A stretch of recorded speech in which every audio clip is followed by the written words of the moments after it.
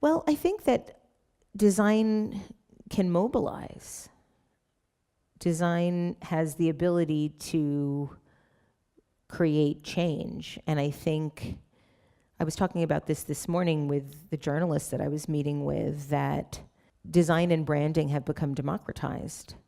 And 10 years ago, a brand would be only associated with a market share, a return on an investment, a commercial vehicle of sorts.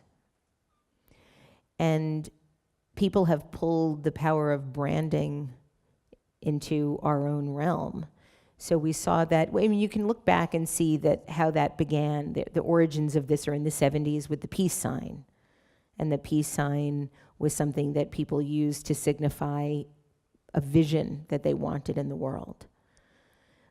Fast forward 30, 40 years, and now we're in a world where after a terrorism attack, a man creates a logo with the Eiffel Tower and the peace sign, and then everyone in the world replaces their Facebook page photo with that.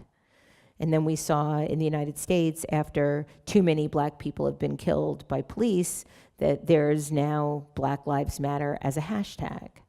And that becomes something that galvanizes and mobilizes people. You know, in 50 years ago, we were told the news.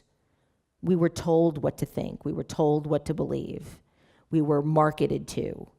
We had choices that were provided by marketers without any ability to decide beyond what they were telling us. There were no reviews. There were no ways in which we could experience what that is, what the experience of somebody else is like. So one thing that how design has changed people's lives is just with Amazon ratings, for sure, because we can now see what other people think.